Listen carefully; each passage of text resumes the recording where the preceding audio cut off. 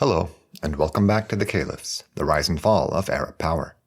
I'm Zaid Wahab, and today we will discuss the disastrous aftermath of the Battle of Siffin. It was the deadliest affair the Arabs had experienced yet, deadlier than any engagement they had fought against either of the two empires they had vanquished. Besides its mortal consequences, it created new rifts in the community, and we are about to meet the latest faction to split from the umma in episode 15, Kharijites and Arbitrations.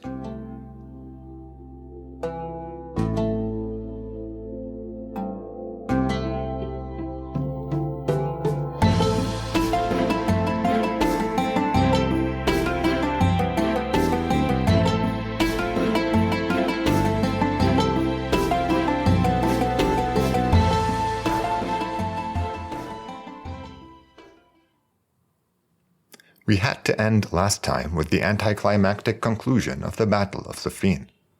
Instead of resulting in a victor to unite the Ummah and end the first fitna, it left the Muslims more divided than ever. Both sides had fought hard, and after 70,000 deaths, the Iraqis were about to win the week-long war when Amr ibn al-As's gambit brought the fighting to a grinding halt. It's difficult to overstate how decisive this move turned out to be. It not only saved Muawiyah from certain defeat, but it also undermined Ali's position in deep and so far unseen ways. Amr personally attended the drawing up of this agreement a few days after the warring had stopped, in early August of 657. Al-Ash'ath bin Qais, that tribal leader of the Kinda who seemed to have missed being in command, had a ball playing the role of Amr ibn al-As's obliging counterpart. While it goes without saying that the entire Syrian side unquestioningly backed their leadership, the Iraqi side were not all on the same page. The war-weary majority were happy with this development, and Al-Ash'ath was happier still to represent them. A sizable minority, though, say about a quarter of the total, maybe less, were dismayed by how things were playing out. Some of them, like Malik al-Ashtar, were die-hard supporters of the caliph, and they were appalled by the downright mutinous behavior of their own comrades, while others were so embittered that they blamed both sides for what was taking place. Al-Ash'ath attempted to humble Malik al-Ashtar at this event by forcing him to sign the arbitration agreement, knowing that the man whom he saw as his rival for influence among Qahtani Arabs would be loath to do so. Malik refused, and he called the whole thing a farce and a surrender. Al-Ash'ath protested that Malik should behave as the majority saw fit, and Malik hit back with an "I don't care what anyone thinks" type remark, eliciting a sort of "to hell with you" from Al-Ash'ath. Malik got serious, walked up close to the tribal chief, and menacingly reminded him that his blood was no more sacred than any that Malik's sword had already spilled. Such was the power of Malik al-Ashtar, who could openly threaten a tribal lord in front of his own kin and be admired for it instead of censured. Al-Ash'ath was now totally fine with Malik not signing the agreement, which stated that Amr ibn al-As and Abu Musa al-Ash'ari would judge between Muawiyah and Ali next Ramadan at a point equidistant from Kufa and Damascus. When Al-Ash'ath read this document out loud to both armies, two young men from the Iraqi camp stood up and exclaimed, "No judgment except God's."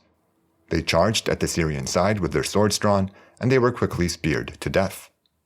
While it still wasn't a thing, these two were the first Kharijites. There were another 7 months between then and Ramadan, so both sides made their way back to their cities. The Syrians marched back triumphantly, while the Iraqis only now began to appreciate the gravity of what had taken place. While most still supported the arbitration, its specifics had disillusioned more of them. Amr ibn al-As was a solid partisan of Muawiyah and infamous for his slyness and trickery. If the Syrians had been genuine about arbitration, they would have picked someone more religious, or at least someone less implicated in Uthman's death.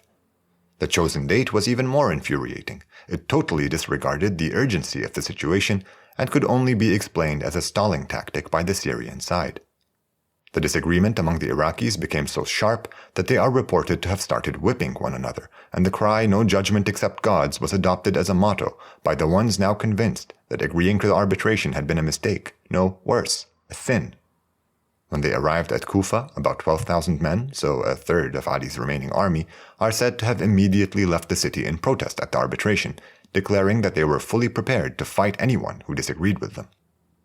Strangely, many of those who were now implacably opposed to arbitration were the same ones who had threatened Ali with violence if he didn't accept it back when the Syrians first proposed it. The caliph sent his cousin Abdullah ibn al-Abbas to reason with them, but he failed to change their minds. When he asked them why they objected to looking for answers in the Quran when Muslims disagreed, they replied by asking him whether he was seriously calling Amr ibn al-As a Muslim. They were apparently so scandalized by the final agreement that they looked upon their opponents as apostates who were to be fought into submission as a religious duty. When Abdullah told his cousin of his failure, Ali came to speak to them in person.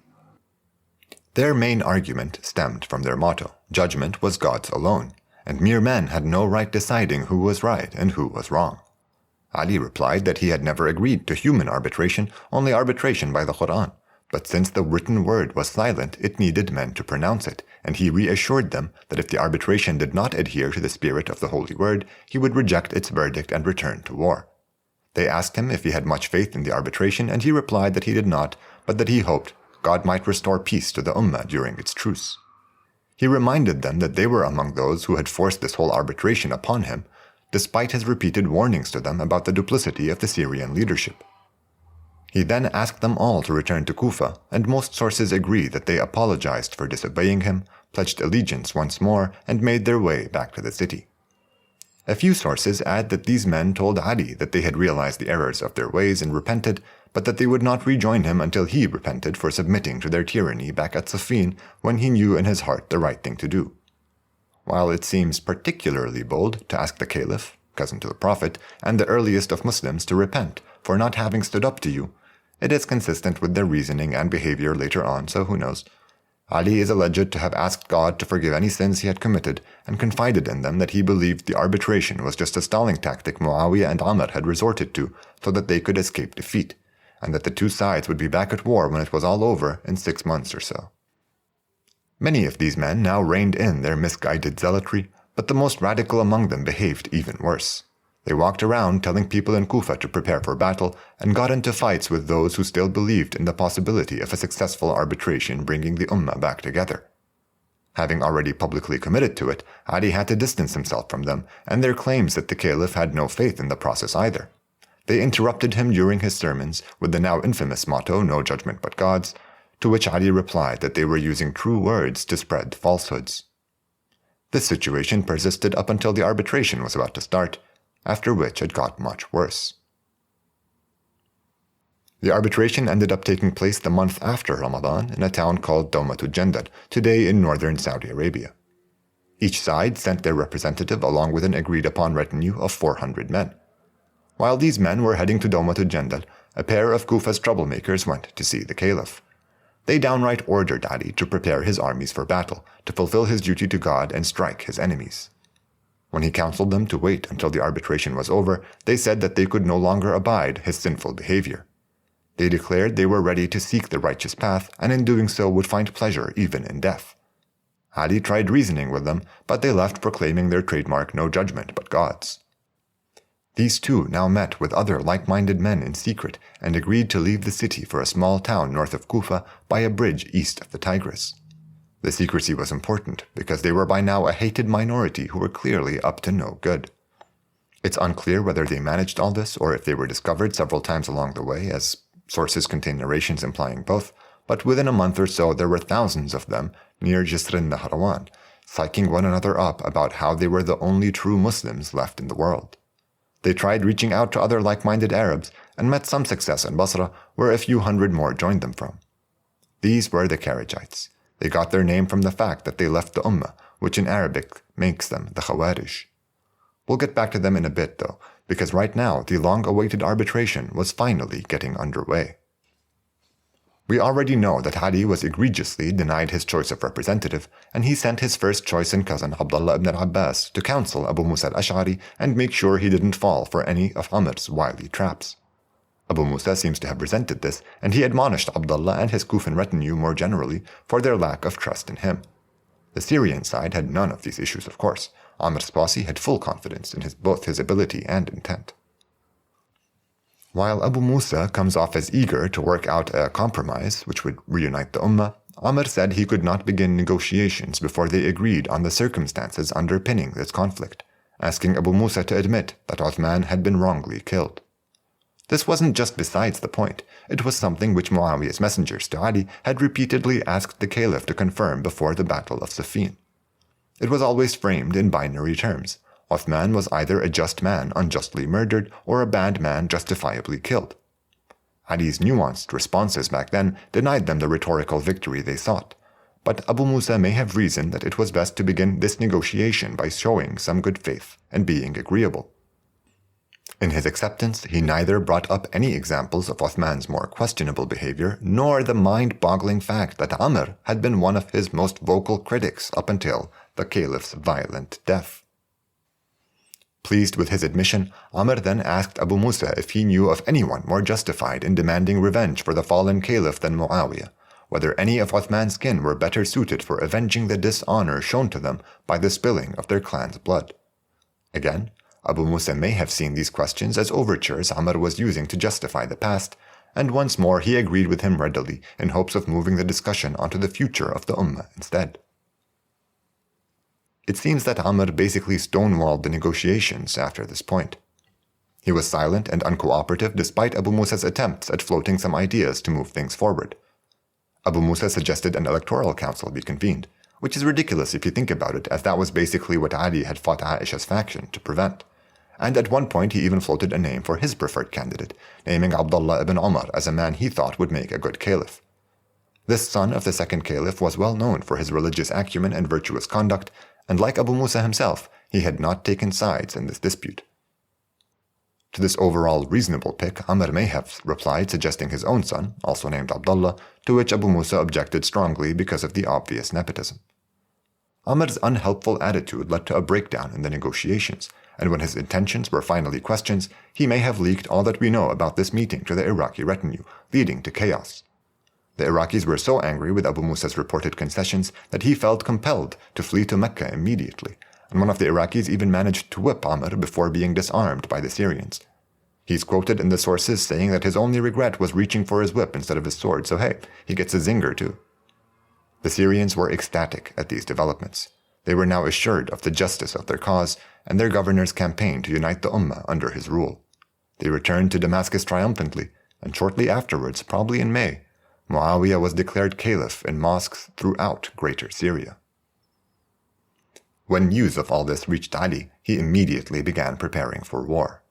In a speech to the people of Kufa, he chastised them for turning their backs on him in his time of need, adding that now was the moment to make up for it, and that this war would be the one to end the community's divisions once and for all. He wrote letters to the Kharijites in Nahrawan, telling them that the conflict they had been awaiting so impatiently was finally at hand, and that they should join him in the righteous struggle to bring forth God's judgment on those who had made a mockery of the Quran by deploying it so cynically. They wrote back, saying that Ali was only mobilizing for his own glory, and that they would not join him until he repented for his sins and recanted all claims to leadership. This is when he despaired of getting their support and began focusing his efforts on amassing his forces. He met very limited success. Most sources agree that he could only put together an army a fraction of the size of the one he took to Siffin, and it's not very hard to guess why. On top of his losses at Siffin and the desertion of the Kharijites, Ali could no longer count on tribal leaders to fill his ranks the way he could before. They had suffered heavy losses less than a year earlier and had nothing to show for it. Literally nothing. They couldn't even loot the men that they'd killed at Siffin because of Ali's constant reminders that their foes were fellow Muslims. Their positions as tribal leaders were of course constantly being challenged from within by other prominent members of their tribe, all of whom were surely being courted by Muawiyah. I want to stress this contrast again. Ali addressed all Muslims as equal, while Muawiyah had a more classically tribal understanding of his people. So if you were a tribal leader, you had to realize that Ali's success would diminish the sway you had over your own tribesmen, and therefore your overall influence in the community. Muawiyah's letters, on the other hand, were always full of sweet promises of money, land, and respect, exactly the stuff tribal leaders needed to grow their own fortunes and clout. While many may have sided with Ali a year ago when they were certain of his victory, things were quite different now. On top of all this, Ali could no longer count on Malik al-Ashtar's unique charisma to whip his supporters into line. After appointing his most loyal partisan as governor of Jazira, or northern Mesopotamia, he had recalled him to Kufa with new orders. Malik was to replace the caliph's stepson Muhammad bin Abi Bakr as governor of Egypt. It seems strange that Ali would do away with his most effective commander right before he intended to go to war, but it also highlights that the caliph planned on involving Egypt in his next conflict with Muawiyah, something his stepson had failed to make possible. In any case, Ali had a very difficult time rallying troops without Malik there to help galvanize the Qahtanis into action. Ultimately, it didn't make much of a difference, because as Ali was getting ready to mobilize his probably modest army, he received some gruesome news.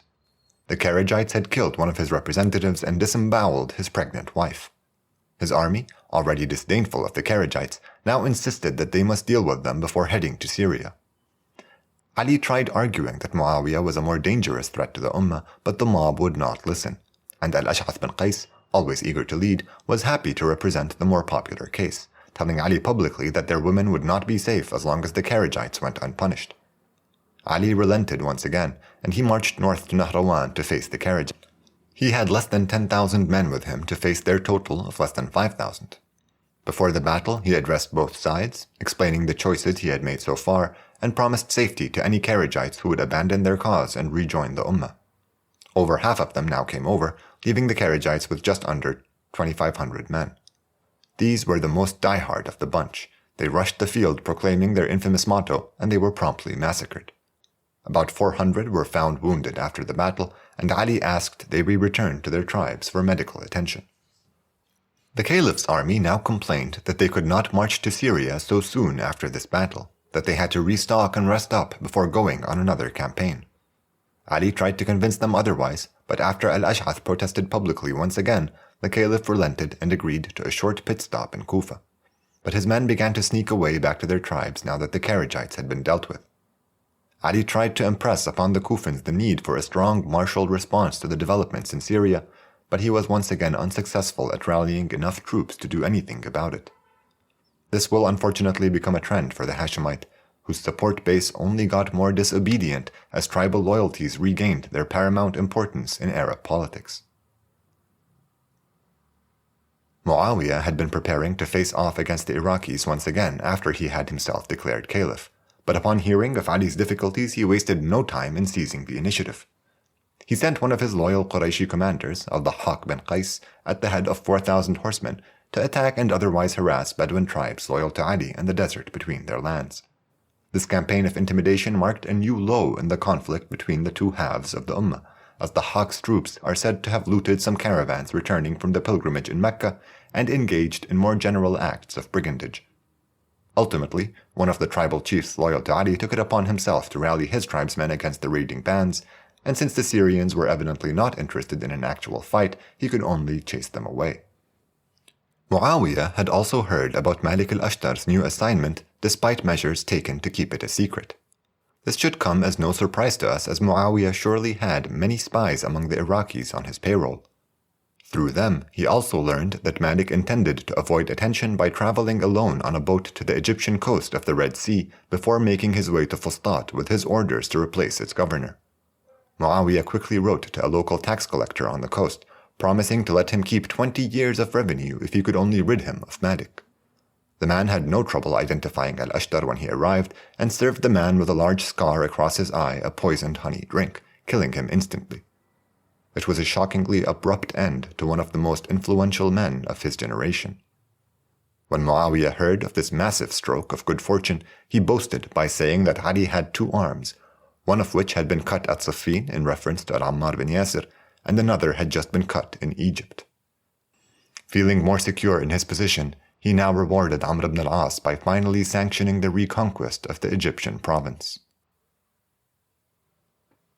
I may have confused listeners last time by opening with how Muawiyah had no chance of defeating Ali while the caliph controlled both Egypt and Iraq, then proceeding to describe an epic battle in which Egypt played absolutely no role. While it's not explicitly stated in the sources, I believe Ali had much larger plans for Egypt, but unfortunately its governor at the time of the Battle of Siffin could not provide any sort of effective martial support. The last time we mentioned the caliph's stepson Muhammad bin Abi Bakr, he was just starting to settle into his role as governor of Egypt. He was much younger and less experienced than Qais ibn Abadah, the man he had replaced, and he thought the best way of getting everything on track was by threatening anyone who did not immediately pledge allegiance to Ali with violence. This was a terrible strategy, as it galvanized the opposition, who were now further emboldened by Muawiyah's victories, his constant messages of support, and most recently, actual troops. Amr ibn al-As had always wielded influence in Egypt, and he now pushed for open rebellion against the young governor, while simultaneously invading the country from Palestine with 6,000 men, prompting Muhammad to write to the caliph asking for reinforcements. We are told that Ali had to spend up to 50 days, according to some sources, trying to rally support to send to Egypt. Ultimately, sometime in August of that year, a battle took place outside Fustat with only 2,000 men on Muhammad's side. When the lead commander Ali had sent to aid his stepson was killed, most warriors deserted the governor, who was later found hiding in an Egyptian ruin by his opponents. There is some disagreement on how he met his gruesome end, and I'm only going to mention the most convincing account because it offers us more proof of the Ummah's regression to its tribal norms.